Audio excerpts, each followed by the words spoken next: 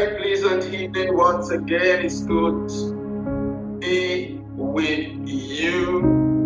The second Saturday in the month of May 2025. But you know, the second Saturday is a covenant time for come, let us reason together. And I welcome you to this platform today. It's always a wonderful time with Dr. John Adejoro. We had an exciting time last edition looking at the book of the 2nd John. Quite interesting session looking at the issues of doctrine, the true doctrine and all that goes with it. And we looked extensively at how do you keep track of yourself standing in the true doctrine, or you want to say the true gospel, and how do you avoid drifting away from the sound doctrine of Christ. We were admonished to lovingly stand for the true gospel, if you like, sound doctrine, and if you still like the truth, in the midst of a world full of mixed messages. The book, interestingly, was written to someone that the Apostle John, or John the Beloved, referred to or described as the elect lady. The word elect is quite instructive, intriguing, very interesting. And I did a bit of search on the word, and it's a Greek word electos, meaning something selected from among many. And it has the same root meaning with the word ecclesia, or is from the word ecclesia, which is translated assembly, and translated, of course, in the book of Matthew as the church, the called out one. Who is this eklatos, this elected lady? That was the pattern notes at the last edition, and that is what Dr. John Adejoro will start with this evening. Such an interesting time with you again. Please, sir, who is the elect lady? Thank you. Thank you, Dr. Akeyemi. Good to be back again for those of you who are part of this platform that we have described as a place that we come to reason together. Come, let us reason together. And I do hope that we will do so. It's good for me to speak. It's good to hear Dr. Akeyemi ask questions and engage with me, and I engage with him. But it's better when those of you who are on the platform also can be part of the discussion, the part of engagement, by your contributions, by your questions, and so on and so forth. That is the whole essence. So that it's not just left between me and Dr. Akeyemi alone, so that we can have a good meeting together. Like Dr. Akeyemi said, we were looking at 2nd John. Last time we had this meeting, and of course the word elect lady was raised, and like doctor said, myself, I went to check, even though I had my own impression and understanding before then, but the way he asked the question compelled me to make some research and find out and have certain confirmation. And we'll be dealing with that in the context of this passage of 2 John and what it means, what it reflects, what it says. But I'll come back to answer Dr. Akinyemi's question about this lady. But I would like to say from the beginning that the way the author John wrote this, and some of other, if you go to 1 John, 2 John, 3 John, you will get the impression that to John, the writer, the church, the Assembly of God is a family. And it's not just a human organization. It's not an earthly organization. It's not a club, but a family. And I think there are other scripture in the book of Ephesians said the family in heaven and on the earth. So this family of God is functioning in heaven and functioning here.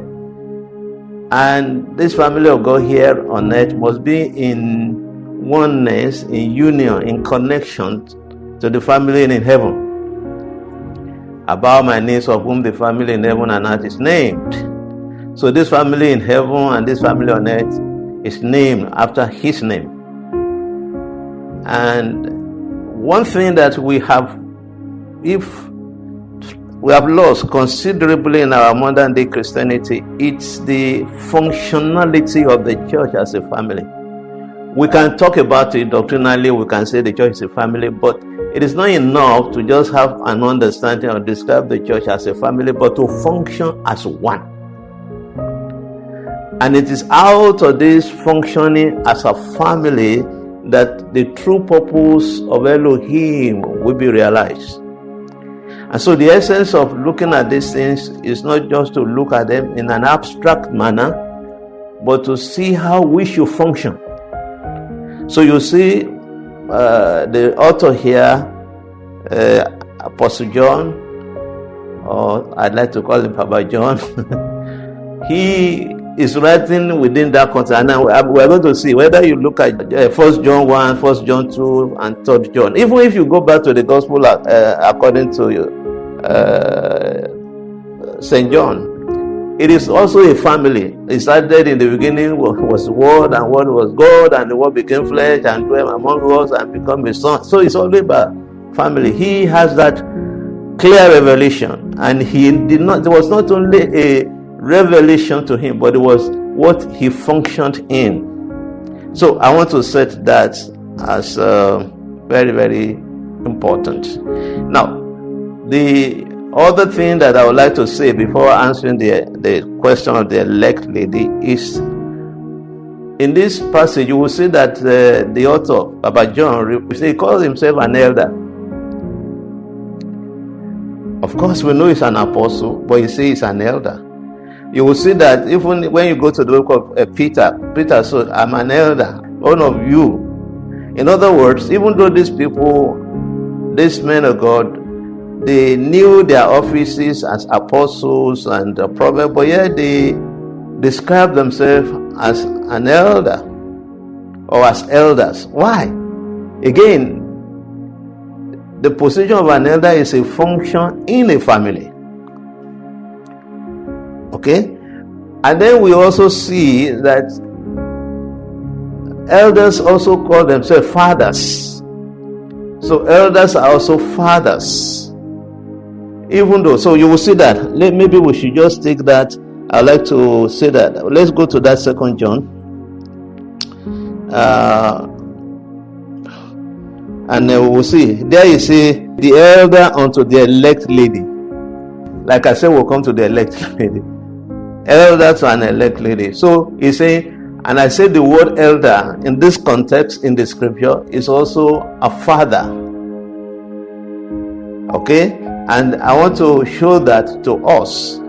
Let's go back to first John, and then we will see there where his usage of the word there will also convey to us that he's a father. 1 John chapter 2, and then I would like to also see it First John chapter 2 verse 1 and verse 18. What does it say?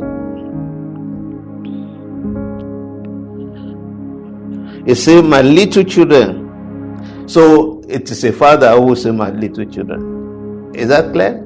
My little children. And you will see him using this word, my little children. My little children. He's not calling them children in the sense that they are small children, but in the sense that his relationship with them is a relationship of father and children in the Lord.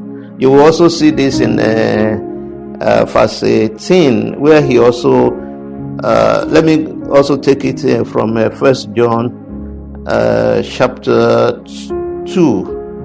You will see him referring to himself in these places, or when you say, my little children, and then we are going to look at them as we go on. So, but I just want to establish before we move on the fact that the context, because we must not get out of the context of what they wrote. We must not take the word out of context. We must situate it in the context that it is written. Therefore, let me go on. Then when it comes to an elect lady, Dr. Akinyemi has used the Greek word. I will not do that. I will just go on. And in understanding the Greek word, we can understand it to mean the elect lady or a dear lady.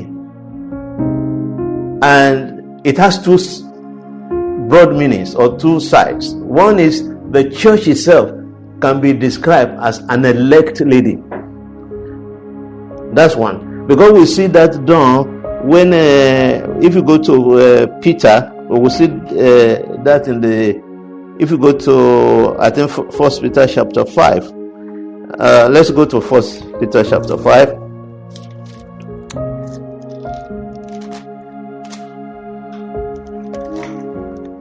First Peter chapter 5, and I want to read verse 13. It said, the church that is at Babylon, elect together with you, salute you. Okay, we see it. And so doth Marcus, my son. So we see there that Apostle Peter, Baba Peter, also was saying that the church in Babylon is elected. So they use this word to the church, because the church is collection of those who are elected, the election of God. Okay, so it can be used for an assembly, it can be used for a church, because these ones are the ones that have been elected or selected or separated from the world, and they have been brought into the family of God. So that's one sense in which we can understand the word elect lady. Therefore, the other side of it is that it can also be used for an individual. In this case, Baba John was using it for an individual. Okay, that means there was a lady there in the church. In my own understanding and such, they said this church could also be the Pergamos church in the book of Revelation. And it's very interesting. If you look at that Pergamos church, we can compare what is going on in the Pergamos church, or what went on in Pergamos church, to what also happened in the church of Thyatira. Okay, so in the usage of Apostle John here, is using it for an individual, a woman who has distinguished herself amongst the brethren, a woman who has demonstrated spiritual capacity in the truth, a woman who has raised children for God. It's in that sense that the author, Apostle John, was using it here. Okay, you will find that the 3rd John, if you go to 3rd John, you will see there it says, and verse 1 of 3rd John, they say the elder, referring to himself as an elder there, and he said the elder unto the well-beloved girls, whom I love in the truth, beloved I wish I find. So we see there that he's coming from a personal dimension. And from what I read from other scholars and so on, they felt that the rendering here in John 2 is talking to an individual who has demonstrated motherly capacity in the truth and in the church. So we can take both, that this elect person can be an individual, and this elect person can also be the assembly up together. And I also want to say this, that if you put the two together, we're saying that whether Apostle Peter or Apostle John, who refer to themselves as elders, that word elder, in the context in which they use it in this scripture, there is equally saying they are fathers. And I have shown that by saying within this scripture we see John saying,